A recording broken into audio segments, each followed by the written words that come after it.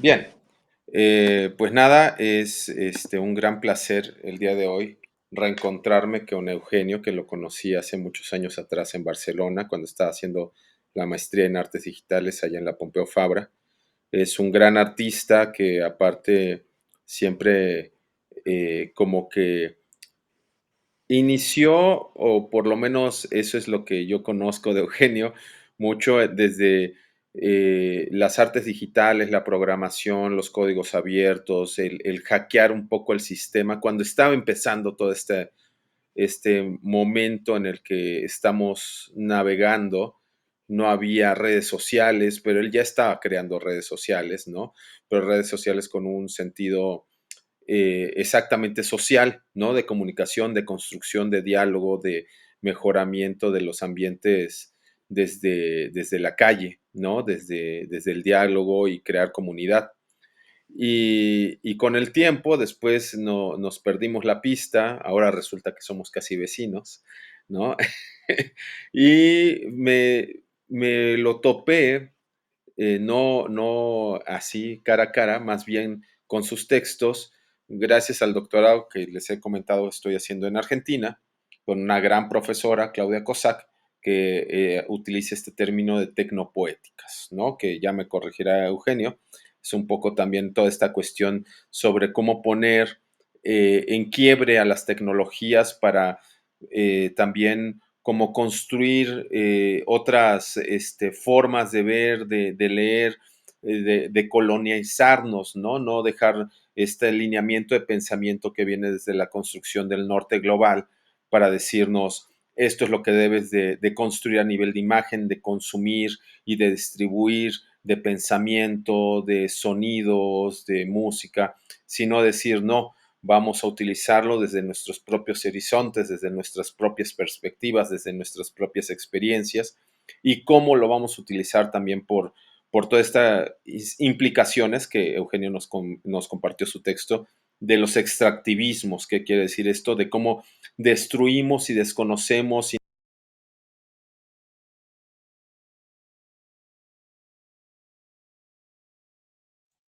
Bruno, se apagó tu micro.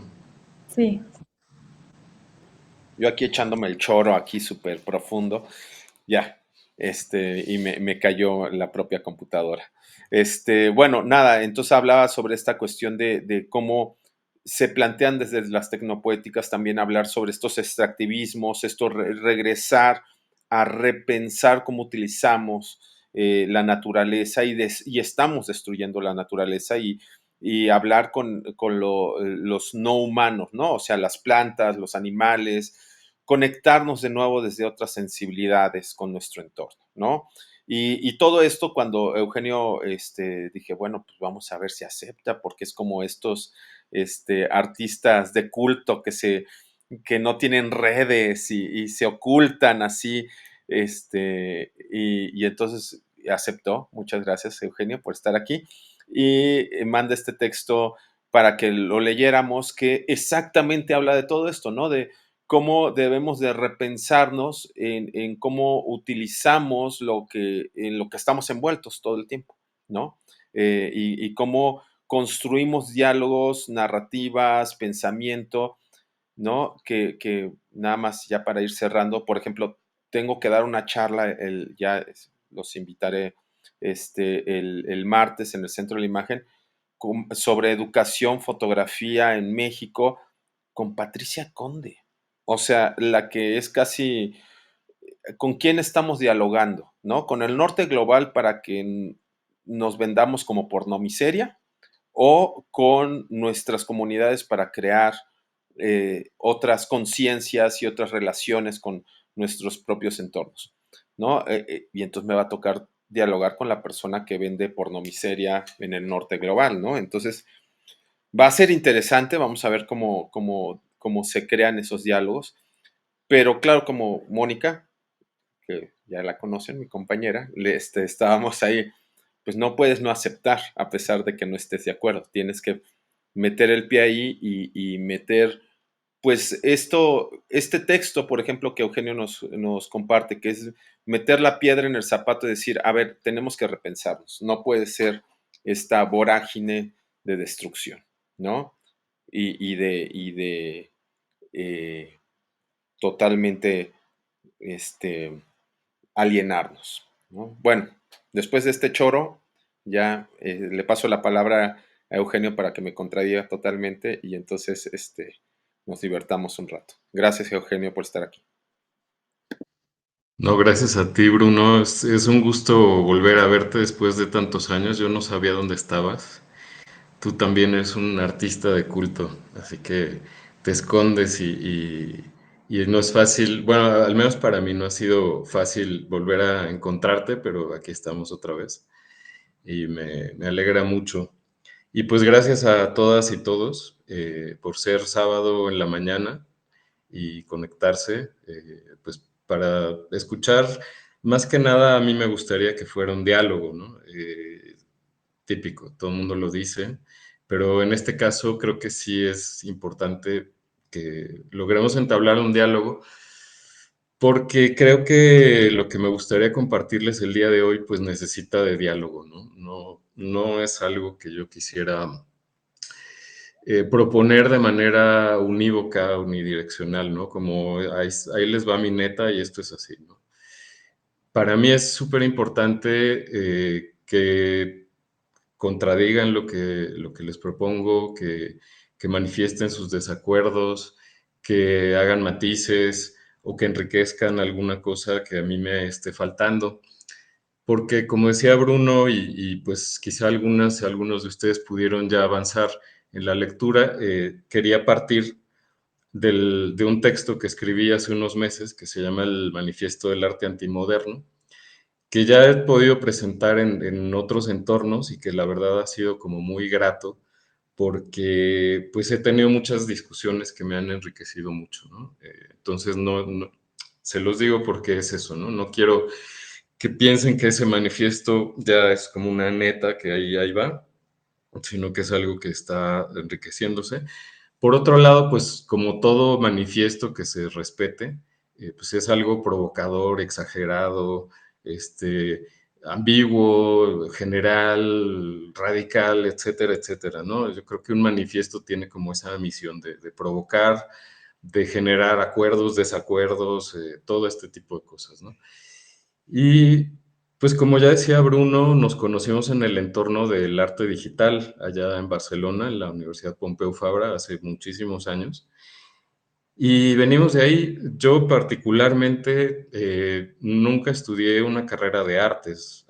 Por ejemplo, ahorita estoy ahí aprendiendo a pintar, que es algo que mucha gente aprende desde el primer momento y después siguen hacia otras ramas, ¿no?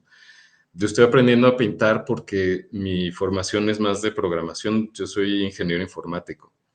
Y entonces, pues desde que era chico ya hacía programitas, hacía mis jueguitos en mi cuaderno de la escuela.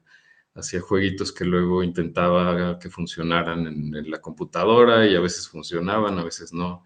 Entonces, la computadora, la programación se volvió desde muy temprano, pues, en mi medio y en mi forma de expresar mis inquietudes, ¿no? Como otras personas lo harán con la pintura, el dibujo, la fotografía. Para mí fue la programación y la computadora, ¿no? Entonces, pues las artes digitales que estábamos estudiando allá en Barcelona, pues se convirtieron en mi espacio natural, ¿no? Yo estaba como pez en el agua, encantado con todo eso. Y como decía Bruno, pues en algún momento del desarrollo de estos proyectos, que si acaso al final les platicaré de alguno reciente, proyectos que tienen que ver con comunidades, muchas comunidades rurales o marginalizadas o en riesgo de exclusión social. En algún momento tuve la oportunidad de trabajar con comunidades de campesinas y campesinos en Tanzania, en el este de África. Ya les contaré un poco más de estos talleres, pero el caso es que yo estaba allí y en algún momento visito una comunidad donde, digamos, la única fuente de agua que había, un pequeño río con un laguito, pues estaba contaminada, ¿no? Entonces las plantas que estaban alrededor pues morían, los animales que iban ahí a beber se enfermaban y pues la gente que tenía que usar esa agua se enfermaba de la piel, ¿no? Había mucha gente con enfermedades de la piel. Y pues me explicaron que la contaminación venía de los escurrimientos de una mina de oro que estaba justamente ahí en una montaña que estaba al lado de la comunidad. Y pues para extraer oro muchas veces se usan químicos, por ejemplo, se usa arsénico, se usan venenos, literalmente, ¿no? Pues como es África, esta era una minera china, no había, digamos, controles, no había cuidado, entonces esos químicos se escurrían al río, al lago, y pues eso contaminaba la fuente de agua, ¿no? Y ahí fue como que se me armó una conexión en la cabeza, ¿no? Porque el oro, pues es un elemento que está presente en nuestros teléfonos, en nuestras computadoras, porque es un conductor muy bueno, ¿no? Conduce muy bien la electricidad, es maleable, entonces, pues es perfecto para hacer circuitos, ¿no?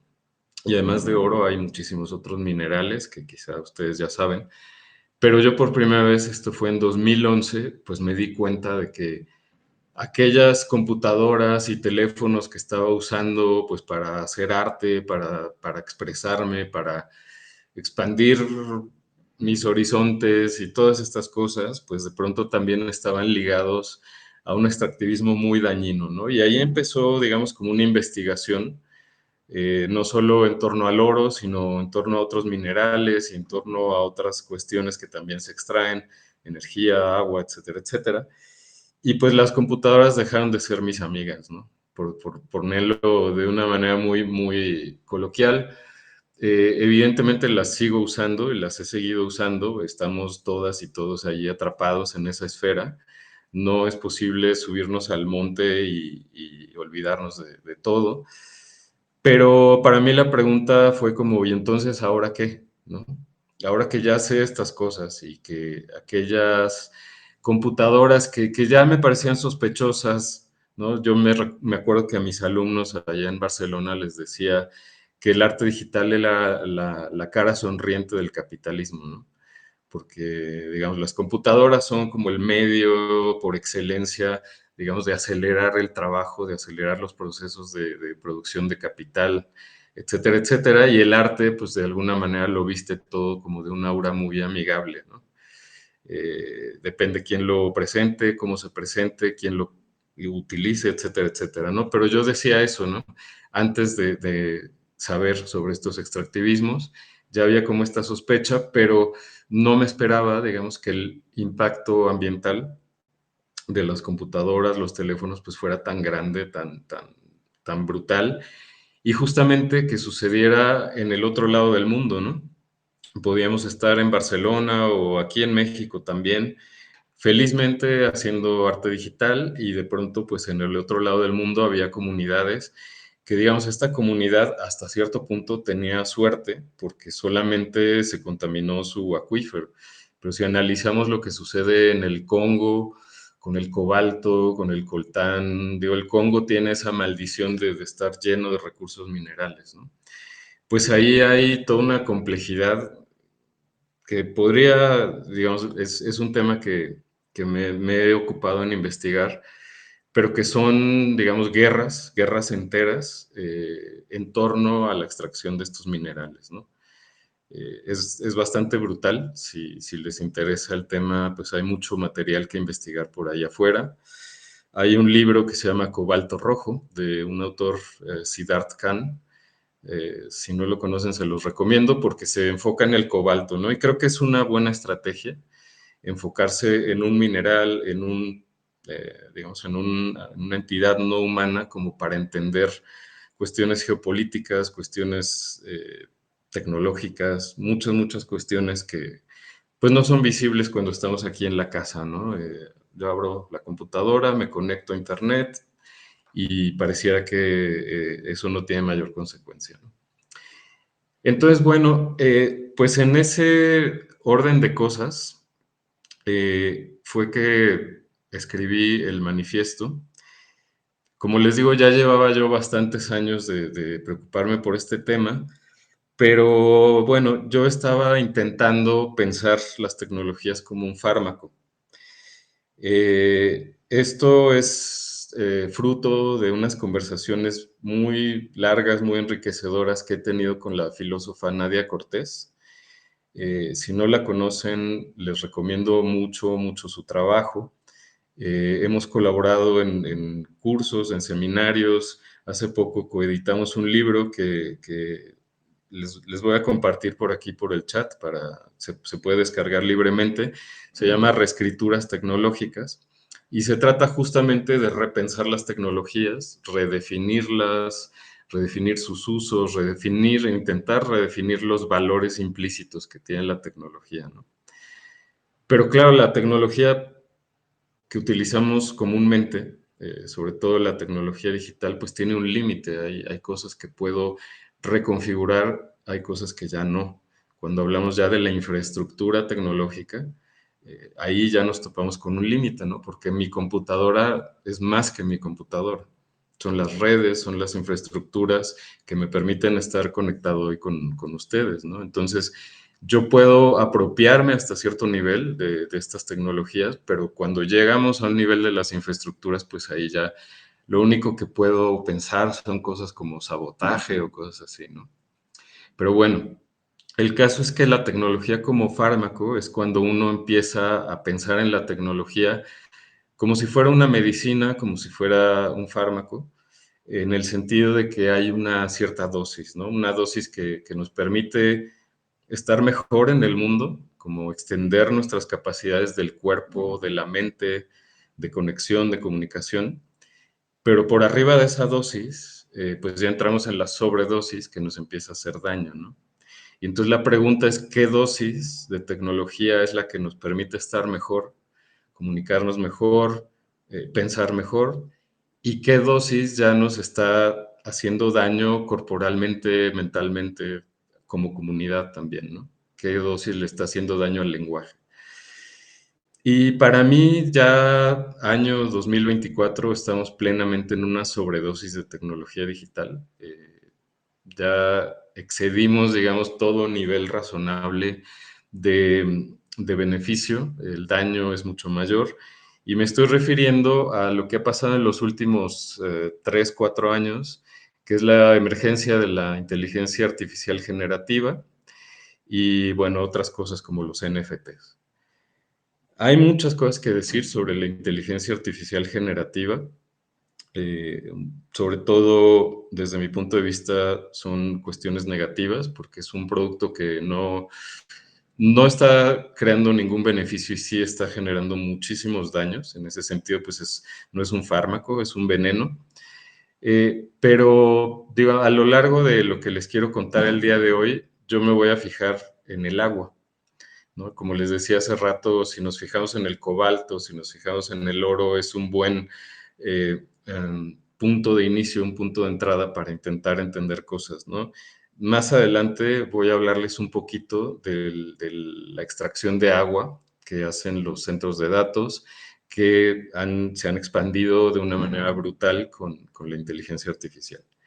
Pero entonces todo este orden de cosas ya para mí fue demasiado, sinceramente, y más o menos por ahí del mes de mayo, un día me senté, escribí el manifiesto, salió todo de una sola sentada, después lo corregí un poquito y a lo mejor todavía hay que corregirlo un poco más, pero para mí ya llegó un punto en el cual pues no pienso seguir haciendo arte digital, por eso les digo que estoy aprendiendo a pintar, que para mí es como pues todo un reto, pero me está haciendo muy feliz. Y bueno, ya para no hablar tanto de mí, o sea, quería contarles un poco de dónde surge todo esto, pues lo que quiero es como desde el manifiesto, quizá irlo leyendo, pero partir de ahí como para pensar en otras cosas que tienen que ver no tanto con mi trabajo. Cuando Bruno me invitó, me dijo, no, pues podríamos hablar de tu proceso creativo, ¿no? Y creo que yo en este momento prefiero hablar de mi proceso destructivo, ¿no? En el sentido de que prefiero hablar de por qué estoy abandonando este ámbito de creación, cuáles son las razones mías, ¿no? Y en ese sentido, tampoco quiero como decirles dejen de usar tecnología en su trabajo artístico, porque es inevitable, ¿no? es inevitable, así estemos pintando, como yo lo estoy haciendo ahora, pues los pinceles, el lienzo, todas las sustancias también son productos tecnológicos o tecnologías en sí mismas y también generan daños, ¿no?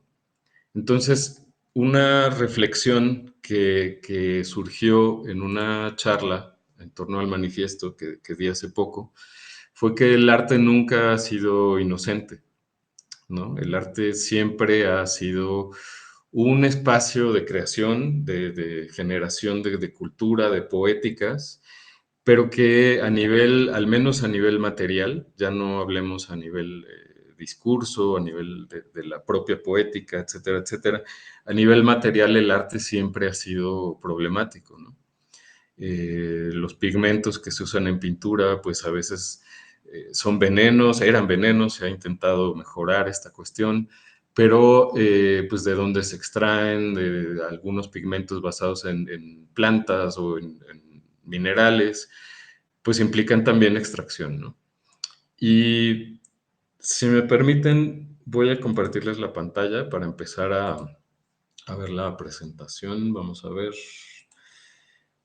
A ver, me avisan por favor si la ven. Yo dejaré de verles a ustedes. Sí, sí se ve. Entonces, perfecto, gracias. Voy a dejar de verles a ustedes porque con Jitsi creo que solamente puedo ver una cosa y no verles a ustedes. Entonces voy a ver, pantalla completa. Creo que puedo hacer esto. Ok, bueno. Sí, ahí ven la pantalla todavía, ¿verdad? Sí. Disculpen que esté yo tan torpe. Ok, bueno, lo que quisiera hacer para leer algunos puntos del manifiesto es si alguno de ustedes se anima a leerlo, yo lo agradeceré mucho, como para que sea una lectura del manifiesto en grupo y una discusión también en grupo, ¿no? Si quieren, yo puedo leer el primer punto del manifiesto y si alguien se anima a leer el segundo punto, me avisa, ¿vale? Entonces, el primer punto dice, el arte participa más intensamente que nunca en la destrucción del mundo, en la depredación de lo vivo. Así empieza el manifiesto y quizá aquí la resonancia podría ser con esta famosa frase de Walter Benjamin, que dice que todo documento de cultura es también un documento de barbarie. Walter Benjamin se refería más a las cuestiones semánticas, poéticas de la producción cultural, pero aquí, como les digo, estamos hablando más de temas ambientales, ecológicos, de la relación del humano con la tierra. Walter Benjamin, de hecho, también decía que, digo, no con las mismas palabras, pero él hablaba de la tecnología como un indicador de nuestra relación con el planeta, ¿no?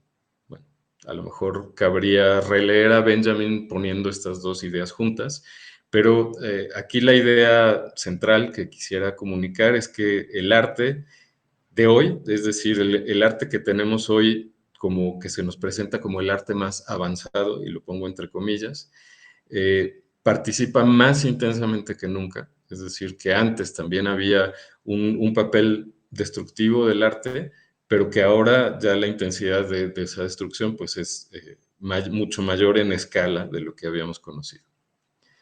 No sé si alguien tiene una reacción a este primer punto. Si no, continuamos. Ok, Conejo, dinos algo que estás por hablar. No, todavía no. ok, Más adelante. ok, ok. Pues vamos al segundo punto y no sé si alguien quiera leerlo. Yo Yo lo puedo puedo A ver, leer. leerlo. A ver, a ver. ¿Yo? ¿quién más? Sí. Vale. 2.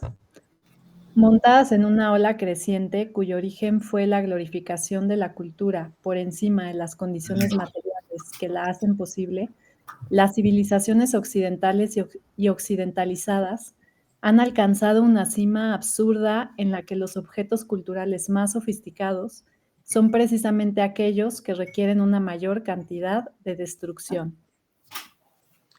Gracias. qué te hace pensar o sentir este punto?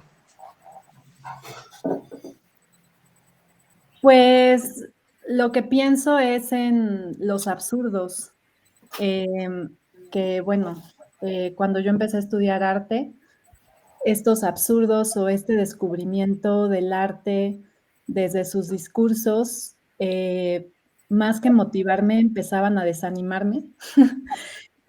Como, pues sí, esta construcción de piezas que se vuelven más, no sé, pienso, por ejemplo, en el tiburón embalsamado, que es un objeto, bueno, al menos en ese tiempo que yo estudiaba, era creo que la pieza más cara del mundo, ¿no?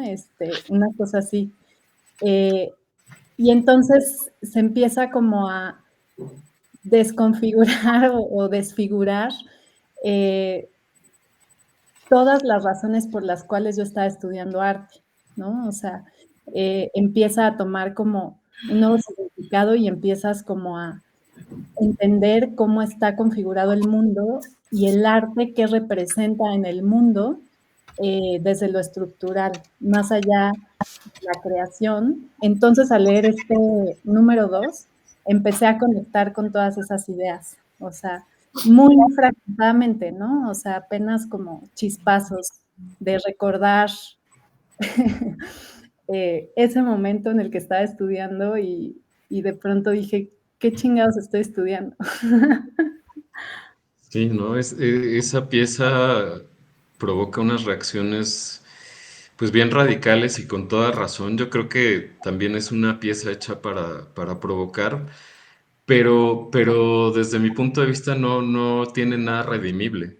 O sea, está utilizando un ser vivo y la palabra es utilizar para generar escándalo, ¿no? Lo cual, pues, es lo peor que puede hacer un artista desde mi punto de vista. Hay personas que piensan que en el arte todo se vale, ¿no? Que el arte debería ser una esfera que está totalmente libre y separada de la ética y que debería tener esos permisos para poder experimentar con todo justamente pues para generar experiencias estéticas que sean inquietantes, novedosas, reflexiones que pensar lo impensado, ¿no? Pensar lo que nunca antes se había pensado, ¿no? Pero, o sea, la pregunta sería, ¿de verdad se vale embalsamar un ser vivo, presentarlo como un objeto artístico para generar esta cuestión demasiado humana? O sea, como que realmente estamos por encima, como dice ahí, de la naturaleza. Hay autores que no les gusta el término naturaleza, pero utilicémoslo. Realmente el arte y la cultura están por encima de todo y estamos autorizados a utilizar cualquier ser vivo con tal de enriquecer la cultura de alguna forma. Yo lo planteo como pregunta, no tengo una respuesta ni quiero decir nada tajante, pero ahí hay un problema, ¿no? Y eso que te provocó a ti, el ver ese tiburón y que además fuera la pieza más cara, por lo tanto, pues la que tenía más visibilidad y de la que todo el mundo estaba hablando, pues también ya nos dice algo de ese entorno, yo diría que del mercado, pero que pues tristemente cuando estudiamos y se nos presentan este tipo de trabajos, de alguna forma se nos está enviando un mensaje por entre líneas, digamos que pues deberían aspirar a esto, ¿no? O este es el grado máximo al cual se podría llegar. Y ese es un mensaje peligroso, ¿no? Porque entonces nos está diciendo, pues, sean tiburones, ¿no? Sean tiburones dentro del arte y utilicen la naturaleza para sus propios fines, ¿no? Hay otro ejemplo, ¿no? Pues ni modo, si nos toca hablar mal de alguien, pues nos toca hablar mal de alguien. Bruno y yo que venimos del arte digital, conocemos a Eduardo Cac. No sé si lo recuerdas, Bruno, que es este artista brasileño que dentro de otros trabajos, que tiene trabajos interesantes, hay poesía holográfica, por ejemplo, hecha por Eduardo Cac, pero él, según él, hizo una pieza hace ya bastantes años, que era un conejo fluorescente, el famoso GFP Bunny, que lo que hacía no él, sino que encargaba a un laboratorio era que modificaran un gen de un conejo para que brillara en la oscuridad. No sé si conocen esta pieza, es pues digo una de las referencias, ¿no? Sí, sí, que es Eh, con ADN de medusas o algo así, ¿no? Que lo modificaron. sí, exacto. Pero resulta que, bueno, varias cosas, ¿no? En primera, ese conejo nunca existió. El propio laboratorio de biotecnología al cual se estaba encargando la pieza se rehusó a hacerla porque es un procedimiento que se hace normalmente en granjas de cerdos. A muchos cerdos se les hace esta intervención para poderlos controlar mejor de noche, ¿no? Si brillan en la oscuridad, pues es mucho más fácil tener un control de los cerdos en las granjas. Entonces es un procedimiento que CAC no inventó, él no Imagínate, lo chino. imaginó, sino que ya existía.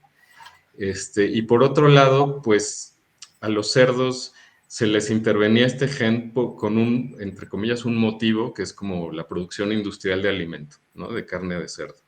Entonces había un motivo para hacerlo. Pero CAC decía, no, pues es que este es un proyecto artístico y el laboratorio le dijo, no, por un proyecto artístico no vamos a hacer esta intervención en un ser vivo. Ahí es interesante cómo este laboratorio de biotecnología consideraba que el arte no era motivo suficiente como para intervenir un ser vivo. Por un lado, entonces el conejo no... ¿Perdón? Ah, creí que alguien quería decir algo. El conejo nunca existió, pero lo que me parece alarmante es el discurso que tenía Eduardo Kac de decir, y lo dice literalmente en una entrevista, que el genoma es el lienzo de los nuevos artistas genéticos, ¿no? Entonces, pensar en el genoma, en un código que permite la vida, la reproducción de la vida, en un lienzo donde el genio artístico puede dibujar, pintar, improvisar, pues me parece una repetición de lo que estamos diciendo aquí en este punto número 2, ¿no? Que la glorificación de la cultura y del arte están muy por encima de la naturaleza y por ende podemos tomar el genoma como un lienzo y hacer lo que queramos con él.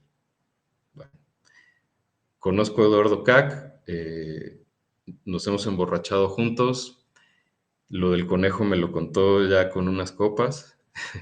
Y por otro lado, hay cosas suyas que respeto, pero hay cosas suyas que critico y la crítica tuve la oportunidad de hacérsela de frente y la aceptó como una crítica y yo la mantengo. Pero bueno, se las quería compartir no tanto por hablar mal de Eduardo Kac, que como les digo lo conozco y es una persona que en el fondo aprecio, sino que él cae en esto que yo critico mucho, que es pensar que el arte y la cultura están por encima de cualquier otra cosa. Desde mi punto de vista, no, aunque si alguien está en desacuerdo, yo estoy feliz de escucharles. Bueno, si les Eh, parece, vamos al siguiente. Ah, una perdón, pregunta, adelante. ¿dónde queda Saló 120 días de Sodoma? Por ejemplo, la película. Ay, la vi hace mucho. Recuérdame lo Que es de básico. fue filmada en la última casa donde vivió Mussolini, es de estos nazis que seleccionan a jóvenes para torturarlos hasta la muerte, Ujú, que ya me acordé. utilizó ningún actor, eran puros, pues, personas de la población donde filmaron. Donde entiendo y veo el problema ético en la cuestión de manipular genéticamente un ser vivo o embalsamar el cuerpo de un ser vivo a favor, pongo entre comillas, del arte, ¿no? De la expresión, que en realidad lo del tiburón es a favor del capitalismo brutal o sea, y no, y aparte, cuando vas a ver la exhibición, y ves cuando él pone los textos o los títulos, se ve que él los escribió porque son súper burdos y básicos, y ves cuando alguien le escribió los textos porque son súper poéticos y no sé qué, ves la mano de otra persona en el discurso de este artista, que ahora, en este segundo se me fue el nombre, ¿no? El de los, Damien Hirst, ¿no? ajá, Demenhurst, ¿no? Que es el de los tiburoncitos. Este, mientras que, y en el conejo, pues sí, la manipulación genética de un ser vivo, la ética, ¿dónde queda? Queda en el laboratorio, queda en el artista, ¿no? El laboratorio, obviamente el laboratorio, yo creo que lo hablaba más por una cuestión legal, ¿no? Decía, no nos vamos a meter en cuestiones legales por dinero, y ahí también lo que impera es el dinero, no porque tengan un compromiso ético con los seres vivos, ¿no? Y ahora, ¿qué pasa con esta pieza que a mí me parece perturbadora, pero al mismo tiempo me encanta y la odio, que es Saló, ¿no? Esta película, Pasolini, ¿no? Entonces, que fue tan criticado, incluso se acusa o hay la hipótesis de que lo mataron por esta película, ¿no? Sí. ¿Qué sucede dentro de la ética, dentro de esta película, por ejemplo? Yo lo que diría, Bruno, es que al menos la crítica que yo quisiera poner hoy sobre la mesa es una crítica material. Ok, Es decir, a la materialidad de, del planeta, de nuestro entorno, de nuestra materialidad como cuerpos, la materialidad de los cuerpos de otros seres vivos. Mi crítica o digamos la visión de la relación entre arte y ética, al menos en esta charla, no creo que quisiera yo llevarla más por el lado del discurso. ok. Y en una película hay un pacto de ficción, ¿no? Cuando estamos viendo una película sabemos que cuando están torturando a alguien no lo están torturando de verdad, sino que hay una ficción, por eso es una película, por eso hay actores, por eso hay efectos, etcétera, etcétera, ¿no? Creo que ahí, después de la película, materialmente nadie fue dañado, quizás sí, pero no lo creo. Más bien siento que ahí la ética está sobre lo que se puede decir y lo que no se puede decir, ¿no? Ok, Ahí sí defendería yo más una libertad del arte, de poder decir lo que quiera, siempre que sea de manera inteligente, sensible, profunda, ¿no? Provocar por provocar y decir cualquier cosa, pues ya entra dentro de otra esfera, como tú hablabas, ¿no? Los títulos escritos muy burdamente, quizá no están refiriéndose a nada, sino que están ahí como por adornar un objeto capitalista, ¿no? No están claro, diciendo. La película de Pasolini dice mucho, es una película provocadora en el mejor sentido de la palabra. Conociendo la política de Pasolini, pues sabemos qué heridas quería tocar, en qué llagas quería poner el dedo. Y en ese sentido, yo defendería brutalmente la libertad de Pasolini de hacer esa película y de cualquier otro artista consecuente con lo que dice, con lo que propone, ¿no? claro, mientras no Entonces, afectes físicamente a otro ser vivo, ¿no? Ser vivo incluyendo plantas, ríos, ¿no? Árboles, sí. animales. O sea, Claro, mientras, la palabra puede ser un instrumento de mucho daño, ¿no? O claro, sea, yo en una pieza puedo, a través del discurso de esa pieza, puedo generar daño. ujú, Eso es real. sí, Lo que pasa es que si a mí me lo preguntan, pero los que van a salir dañados son los nazis, yo diría, pues adelante, ¿no? claro, Mientras más daño, mejor. ¿Por qué? Porque es gente que realmente basa su ideología y su forma de estar en el mundo en querer eliminar a más de la mitad de la población. Entonces, bueno, pues es gente a la cual hay que confrontar, ¿no? Confrontar con la palabra, con películas, con obras de teatro, con todo tipo de expresiones artísticas, ¿no? claro. Ahora, si a mí me dicen una pieza donde vamos a matar a un nazi, yo te diría, espérate, ¿no? O sea, No, físicamente dices. sí, o sea, sí, con pistola y todo. Sí, Yo te diría, bueno, a ver, espérate, ¿no? Como gesto político, a lo mejor la historia está llena de ese tipo de gestos, pero no me vayas a decir que es arte. claro. O después podemos decir, es que fue un asesinato hecho con mucho arte, ¿no? Pero, a ver, igual enmarcándolo dentro de este manifiesto, yo lo que quisiera no perder de vista es que muchas veces hay una ceguera.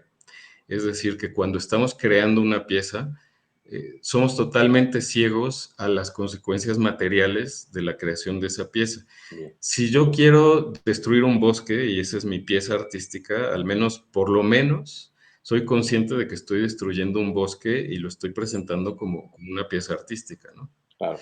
Pero si yo hago una pieza artística y no soy consciente de la destrucción que eso está generando, entonces ahí hay por lo menos una llamada a abrir los ojos, a enterarse, a hacer conexiones, ¿no? Y bueno, a intentar ver un poquito más allá. Claro. Gracias. A ver, veo que hay algunos mensajes acá. Ok, bueno, creo que se están ahí saludando, saludos. Sí, y yo compartí un documento de una reunión por la tierra que va a haber en Ecuador, que de los organizadores es Pedro Soler, que también lo conoces. Y entonces, nada, es Sí. una invitación abierta a todas. Pues estaría bueno. Si les parece, vamos al siguiente punto y así vamos avanzando. ¿Quién se anima a leerlo? A ver, yo podría. A ver, venga. Es tremendamente desolador ver a tantos artistas poniendo en juego tecnologías nuevas y relucientes, cuya producción y uso provoca y pasa por alto graves conflictos sociales y ecológicos. Verlos en su alegre operación es la patética confirmación de la creencia según la cual el arte existe en una esfera completamente aislada del mundo y de la vida. Gracias, Fran. ¿Qué te hace sentir o pensar esto que leíste? Pues, o sea, como que yo me quedé como mucho con esto de la cultura por encima de lo material, ¿no? Y ahorita estoy teniendo una maestra de historia del arte muy dogmática, que insiste mucho en que, digamos, los problemas del mundo se deben, como reduccionistamente, a una, como a que ya no se creen los mitos, ¿no? Ella insiste mucho en esto de los mitos, que yo estoy parcialmente de acuerdo con esto, pero ya checar como... pues sí, todo el malestar de la cultura a una cosa cultural, espiritual, ¿no? Pasando por alto todo lo material. Y aparte ella insiste en esto, ¿no? En que pareciera, según ella, que es una pérdida de tiempo, por ejemplo, criticar el capitalismo, ¿no? Pero justo en una de las lecturas que nos dejó hablando de estos temas de los mitos, estaba Joseph Campbell, que sabe de mitología, y decía que las mitologías históricas, ¿no? Se basan casi siempre en un nosotros contra un otros, ¿no? Y que habría que generar más bien una mitología de orden planetario. Y eso, pues, me interesa mucho porque, pues, una mitología planetaria no puede no considerar todas estas cosas, ¿no? Bueno, pues, o sea, como que a la señora dogmática me gustaría como mostrarle lo que dice la lectura que nos propuso para decirle, pues bueno, aquí está esto, ¿no? Y qué hacemos con ello, ¿no? Entonces, sobre todo hoy, ¿no? O sea, como que esto que denuncia el manifiesto es como muy, muy relevante, ¿no? Muy importante de decir, yo creo. No, gracias, Fran, porque yo estoy de acuerdo con que los mitos occidentales siempre están lanzados en contra del otro, ¿no? Pero también hay mitos que son historias de origen y se les llama mitos muchas veces en ese sentido, hablando de culturas originarias, pues de una manera casi despectiva, ¿no? Claro. Cuando en realidad los mitos de origen son mitos de relación de origen de la vida en el planeta, de cómo debemos relacionarnos con el planeta. Podemos llamarlos mitos que producen cosmogonías y que esas cosmogonías producen mundos concretos. Creo que en algún momento, Fran, platicamos en otro contexto sobre las cosmogonías y la cosmogonía de la técnica y la cosmogonía de la magia, que es retomando las ideas de este filósofo italiano, Federico Campagna, que tiene este libro maravilloso que se llama Technic and Magic. Y lo que él argumenta es que estamos en la cosmogonía de la técnica, es decir, en un mundo donde todo es numerizable, todo es entendible a través de los números, por lo tanto, medible, sustituible, serializable, intercambiable, etcétera, etcétera, ¿no? Ese es el mundo occidental en el que vivimos y cuyo mito fundacional es la potencia del número para entender el cosmos, ¿no? Si Federico Campaña lo que contrapone a este mito de origen del número es el mito de origen de la magia, que es lo inefable, ¿no? Es esa magia de la presencia inexplicable de aquello que no puede ser medido con números, ¿no? Y digamos que es muy fácil romantizar las historias de origen no occidentales, pero por otro lado son historias de origen que se dirigen hacia lo que a ti te interesa, que son mitos planetarios. Es decir, los mitos, las historias de origen de diferentes pueblos están basadas no en la supremacía de unos contra otros, sino de cómo surgió la vida, de por qué existe tal cosa, por qué existe tal otra, y siempre son actos mágicos, no son actos, digamos, analizables desde una perspectiva científica. Entonces, creo que yo rescataría la importancia del mito, pero el mito entendido de una manera muy amplia, no solamente, digamos, desde esta óptica occidental, sino también desde esa óptica en la cual la naturaleza no tiene por qué ser algo inferior, simplemente un recurso a utilizar, sino que la naturaleza pudiéramos entenderla como algo vivo, como algo creativo, como algo generativo, ¿no? Y esto tiene mucho que ver con el mundo que nos creamos para nosotros, ¿no? Eso, bueno, si quieren vamos a seguir porque hasta el punto 3 más o menos las ideas van en un mismo orden. Los manifiestos siempre empiezan por denunciar algo contra lo que no están de acuerdo. Y bueno, pues si quieren el punto número 4, ¿alguien quiere leerlo? ¿Alguien se anima? Yo puedo leerlo. Ok, gracias. Adelante. A ver. En esa cima de ensimismamiento podemos encontrar hoy en día a todo el arte que utiliza tecnologías digitales como medio o herramienta, mientras que dicho formato artístico es objeto de una consideración precedente por parte de los dispositivos y algoritmos que le dan forma ponen en marcha y alimentan una serie desgarradora de procesos extractivos que desintegran comunidades humanas y ecosistemas.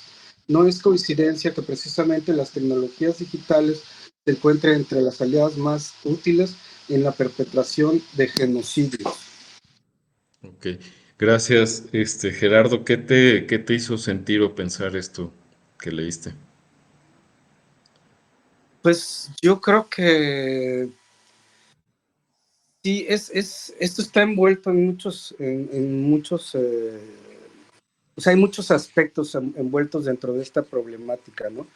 Nuestra misma cultura capitalista pues nos empuja constantemente a consumir equipo tecnológico, ¿no? Es decir, siempre tenemos esta situación de que va avanzando la tecnología y esto implica que los usuarios tenemos que comprar y comprar y comprar modelos nuevos. No sé si recuerdan las personas que llegaron a utilizar cámaras fotográficas análogas de película, pues que una cámara te podía durar toda la vida, incluso se la podías heredar a tus hijos, ¿no? Y lo mismo pasaba, por ejemplo, con los relojes. Contrariamente, ahorita la visión que le está dando el capitalismo a esto es que tienes que tirar esa cámara a la basura, o tienes que tirar ese automóvil a la basura, o tienes que tirar ese teléfono a la basura y comprar uno nuevo, ¿no? Por ejemplo, en México actualmente está habiendo una ola están llegando un montón de marcas de automóviles chinos, en donde un amigo, por ejemplo, me comentaba que ya no le interesa a las fábricas chinas construir o proveer refacciones para estos automóviles, sino que en el momento en que este automóvil a ti te está fallando, simplemente lo deseches y compres otro nuevo, que ese es el interés nuevo de estas grandes fábricas, digamos, chinas. Y lo mismo pasa en un montón de aspectos tecnológicos de nuestra vida. O sea, no es nada más lo artístico, ¿no? Sino que lo artístico ha sido de alguna forma absorbido por toda esta vorágine de consumo que está acarreando nuestras vidas, ¿no? Y por el contrario, probablemente el arte debería ser una oposición a ello, un medio de concientización de la población para, para oponernos, de algún modo, concientizar a la gente de todo esto que está sucediendo. Ujú. Sí, gracias, Gerardo. Y fíjate que, sin embargo, una cosa que yo he observado, digamos, más desde el ámbito del arte digital, quizás como un nicho muy pequeño, es que muchos artistas, incluso artistas que ya llevaban muchos años trabajando, se metieron de lleno en esta fiebre de los NFTs, no sé si les suena, pero los NFTs sí son un antes y un después porque Bruno lo recordará, el arte electrónico no tenía un mercado hasta hace muy poco, había por ahí una galería en San Francisco que mostraba piezas de arte digital, pero era la excepción, ¿no? No había realmente un mercado del arte digital y desde 2021 los NFTs ya venían de atrás, están relacionados con las criptomonedas, pero desde el 2021 empezaron a despegar, hubo un estallido de los NFTs y lo que hubo ahí fue, pues lo que tú mencionas, Gerardo, esa absorción del arte digital que se mantenía un poco al lado, digamos, de esa dinámica de mercado, esa absorción del discurso capitalista, de un medio que ya estaba muy ligado al capitalismo, pero que paradójicamente el arte creado con ese medio no estaba dentro de los circuitos capitalistas del arte. Pues con los NFTs, estos artistas que uno hubiera pensado que estaban en cierta resistencia en contra del mercado y producir obra que no es capitalizable porque no se puede almacenar, no es fácil de mostrar, de pronto entran los NFTs con un esquema de propiedad que te permiten comprar arte digital. Y entonces, wow, todo el mundo se lanzó para allá, ¿no? Entonces es muy cierto que lo que envuelve a toda esta tecnificación de la vida pues es un discurso capitalista, pero Además de todas también, las, sí, además de todas las situaciones de especulación que existen, ¿no? Yo estaba viendo, por ejemplo, este tema de un análisis de cómo Van Gogh se convirtió en un artista de que sus cuadros se vendían en determinadas cantidades normales, digamos, de los impresionistas. De repente viene este japonés que en una subasta compra los girasoles y entonces Van Gogh se vuela, ¿no? A los miles de millones de dólares, ¿sí? Y todo fue por esta subasta que fue muy famosa y que de repente convirtió a Van Gogh así como que en el centro de todo el movimiento impresionista y el artista más valorado y el artista más caro del mundo. Y todo esto se hizo en base a especulaciones financieras, ¿no? Porque al final invirtieron en este cuadro, en la subasta de este cuadro, pero al mismo tiempo hicieron que la familia, que tenía un gran legado de toda la obra que él no vendió en vida, ¿no? Subieran de precio, pero brutalmente todas las obras, ¿no? O sea, al final esa pequeña inversión generó grandes ganancias. Y creo que lo mismo está pasando con este nuevo arte digital. O sea, hay muchas situaciones en donde se especula y también pasa con las criptomonedas, ¿no? O sea, tú lo ves, si un Bitcoin salió a $1, ¿no? Cuando un Bitcoin costaba $1 y hoy cuesta 60,000 pesos, o sea, ha sido una locura y es algo que ni siquiera existe físicamente. O sí. sea, ¿qué pasaría si un día todas las computadoras se desconectaran, todas las redes de internet se desconectaran, y resulta que tú no tienes nada en tus manos, ¿no? Como el algodón del mapache. Exacto. Sí, hay mucho, mucho que decir sobre las criptomonedas, pero creo que tienes toda la razón. O sea, yo estoy totalmente de acuerdo contigo. Es como un paso más hacia esta abstracción de lo numérico, ¿no? Es como una realización cada vez más plena de ese cosmos de la técnica, donde si los números son el origen, los números tienen que ser como el final de todo, ¿no? Entonces, en lugar de estar intercambiando objetos materiales, ya estamos intercambiando operaciones numéricas que suceden en ninguna parte, ¿no?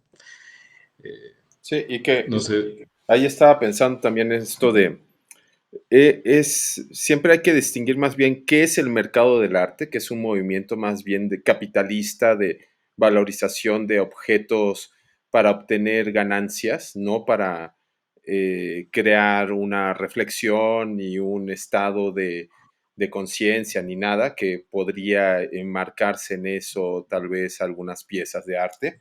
Cuando entras al mercado del arte, todo eso queda de lado, lo que importa es el beneficio económico que puedo tener, ¿no? Y las operaciones pasan de este beneficio económico, como el extractivismo, sin ninguna ética sobre cualquier cosa, ¿no?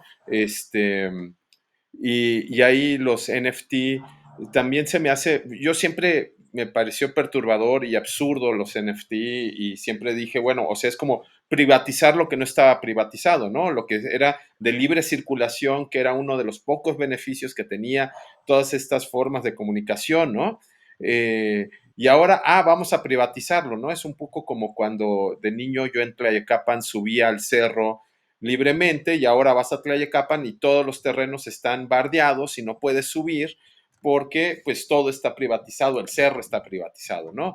Entonces, y se me hace curioso, por ejemplo, ahora Mónica, yo y demás estamos en una cosa que se llama Observatorio de Arte y hemos tenido unos encuentros en un lugar que se llama Casa Patricio, que es en la Roma. Tienen iniciativas interesantes como un cineclub y demás, pero se van con una bandera muy, somos revolucionarios, ¿no? Sin embargo, todo el tiempo defienden los NFT y trabajan con los NFT y dices, güey, a ver, tienes toda una capa de estas consignas revolucionarias sociales, pero tu esencia es el capitalismo brutal, ¿no? Entonces, ¿qué sucede ahí? ¿No?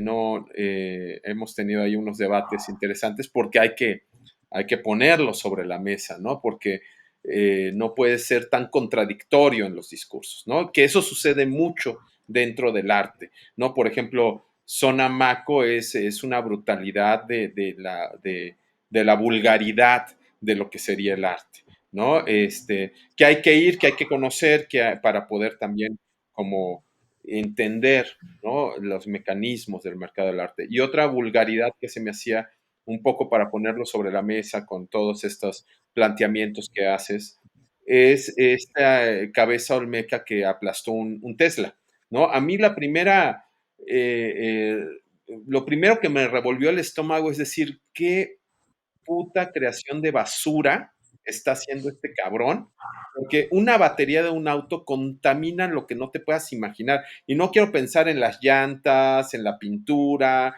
¿no? Y todo lo está haciendo para aplastarlo con una cabecita, güey, que lo haga de papel maché. O sea, no mames, ¿no? Y cuando lo puse sobre la mesa, porque todo el mundo fue una pieza muy polémica aquí en México, estaban diciendo, se la copió no sé quién, ¿no?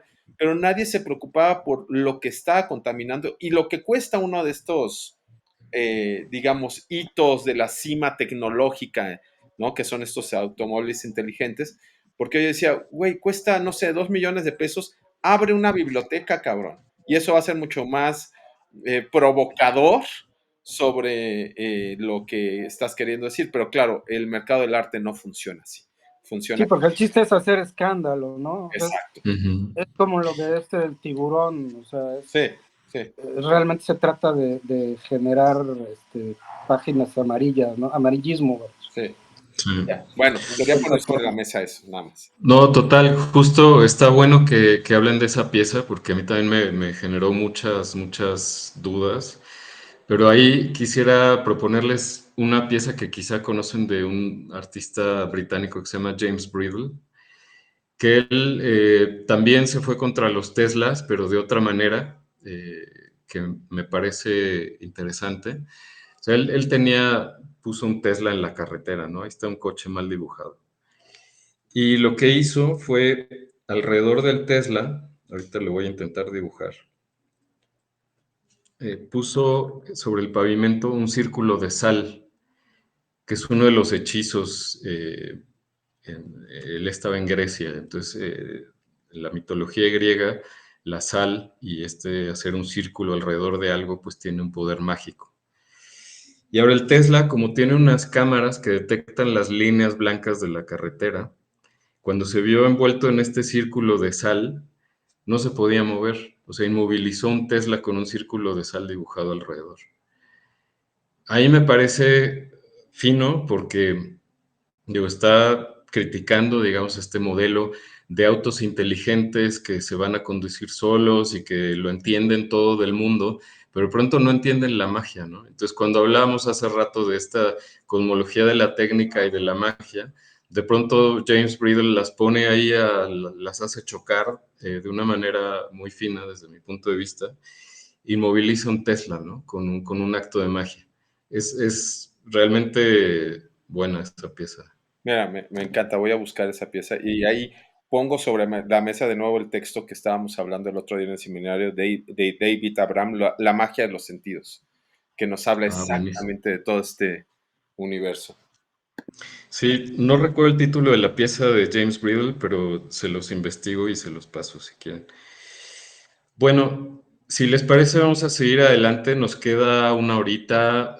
No quiero robarles mucho tiempo, pero sí quiero avanzar un poco porque creo que hay cosas muy específicas a las que me estoy refiriendo con estos puntos del manifiesto.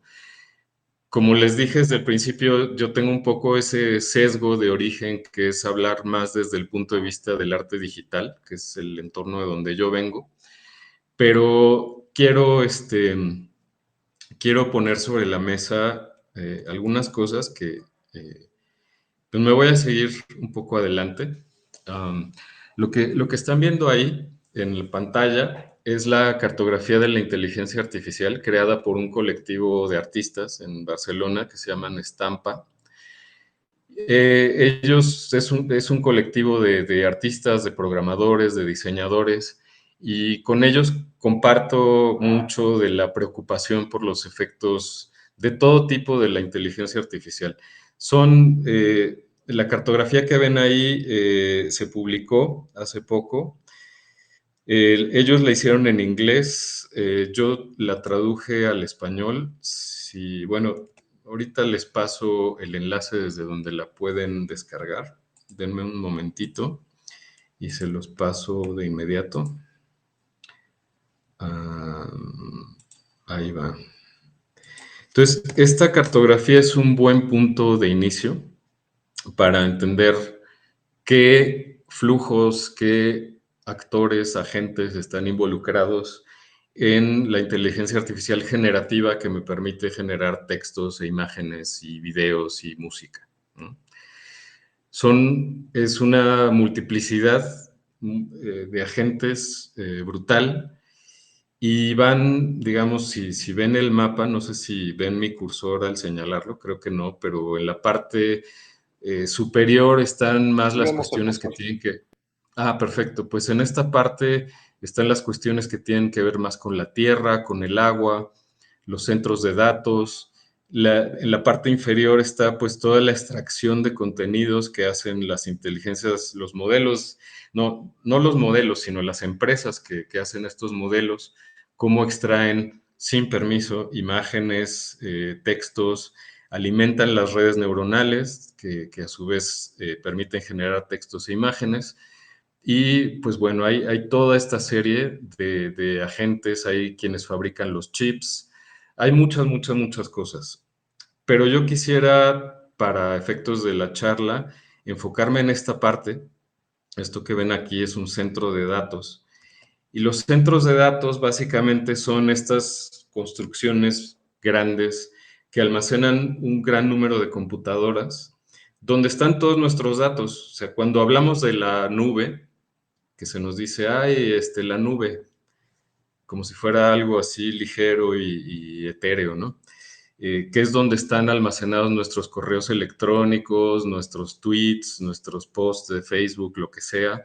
Todo va a parar a la nube, pero la nube resulta que pues es una computadora que está en un centro de datos que a su vez alberga muchas otras computadoras donde están todos nuestros datos y todos los datos de todas las personas que tienen una vida online. Este es un centro de datos. Este es uno de tantos. Vamos a hablar, si llegamos, espero que sí, a centros de datos que están en México, que están en Latinoamérica. El país que más centros de datos tiene es Estados Unidos, por obvias razones, porque prácticamente todas las empresas tecnológicas de las cuales dependemos están allí, son norteamericanas. El siguiente país en cuanto a número de centros de datos es la India, porque la India ha tenido un programa muy fuerte de venderse como potencia tecnológica y desarrollar esto. China y, bueno, otros países más, ¿no? En México hay, ahorita vamos a hablar un poco de eso, pero muchas veces cuando hablamos de la nube, pues nos sorprende ver que la nube son estas tremendas construcciones, ¿no? Con estos racks de computadoras que necesitan ser mantenidas, que necesitan ser cuidadas, ¿no? Entonces, si nos vamos a detalle a ver la cartografía de la inteligencia artificial hecha por el colectivo Estampa, aquí nos podemos dar cuenta que estos centros de datos donde hay computadoras necesitan enfriarse. Ustedes lo habrán experimentado, sobre todo en épocas de calor, que su laptop se calienta, ¿no? Cuando están haciendo un render, por ejemplo. Pues imagínense centros de datos que tienen que atender millones de peticiones de usuarios de todo el mundo continuamente las 24 horas. Pues evidentemente esas máquinas se calientan bastante porque están todo el tiempo haciendo cálculos, accesando la información, sirviendo información, y hay que enfriarlas. Ahora, últimamente se ha hablado muchísimo del consumo energético de los centros de datos. En Irlanda, por ejemplo, ya se sabe que los centros de datos consumen más energía que todas las casas, todos los hogares irlandeses juntos. O sea, la mayor parte de la energía se va a los centros de datos antes que a las casas de las personas. Es Y el decir, enfriamiento, sería más sí. económico almacenar mis datos en mi casa y enfriar y hacerme cargo de que mi computadora tenga la temperatura ideal, digamos, como se hacía inicialmente, que utilizar estos centros de datos. Evidentemente sí, Gerardo. O sea, todos los datos que tú ya tienes en tu computadora, que están allí en el disco duro de tu computadora, no implican un gasto energético mucho mayor que si no tuvieras datos. Y evidentemente, pues sí resultaría más económico, pero solamente podrías ver tus datos, es decir, solamente podrías ver lo que tienes almacenado en tu disco duro. Si tú de pronto quieres ver las fotos de las vacaciones de tu amigo que se fue a no sé dónde, que evidentemente no están en tu disco duro, pues ahí sí tienes que acceder a un punto común donde esa persona haya colgado sus fotos y que tú puedas tener acceso a ellas, ¿no? Entonces, sería más económico, pero perderíamos todo lo que ya nos acostumbramos a tener, que es que yo puedo ver todo en cualquier momento. Y quiero una definición de diccionario de X palabra, la busco en internet y obtengo esa definición. ¿De dónde vino esa definición? De un disco duro que está en una computadora, que está en un centro de datos en algún rincón del planeta, ¿no? Entonces ya nos acostumbramos a que nuestros datos no bastan. Necesitamos todos los datos de todo el mundo.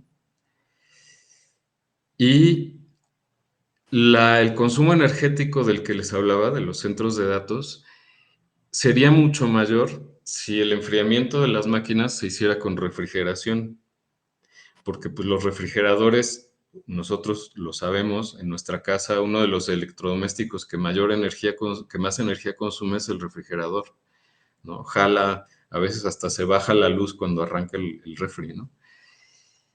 Entonces, ¿cómo es que se ahorra un poco de energía? Pues se enfrían con agua. Los centros de datos están enfriados con agua. Entonces, pues un poco para ilustrar esto qué implica, quisiera simplemente, quizá un poco por encima, compartirles algo de la investigación que he estado haciendo sobre el consumo de agua de la famosa nube. Y esto quizá a lo mejor sería a través de un video. No sé si tengan ganas de que les pase un video, dura como 10 minutos. ¿Sí? ¿Les parece Sí, bien? Sí. Venga. Ok, pues les voy a pasar un video que es de uno de los miembros del colectivo Estampa, es un amigo que se llama Rock Albalat. Es un video que todavía no está público, pero que ya está terminado y habla justamente del calor. Primero habla del calor que generan las máquinas. Entonces les voy a poner el video. Si no se escucha, me lo dicen, por favor. Creo que tengo que hacer esto y volver a compartir la pantalla. Por acá. A ver. Ahí vamos a poner la pantalla completa. ¿Lo ven ahí? Sí, Perfecto, gracias. Y si no lo escuchan, me avisan. Ahí se debería empezar a escuchar. no se escucha. Hay como una música. Muy bajito, tal vez. A ver. Ahí un poco más. No. Ah, Fran dice que muy bajito. Ahora empieza una voz que debería ser a un volumen un poco mayor.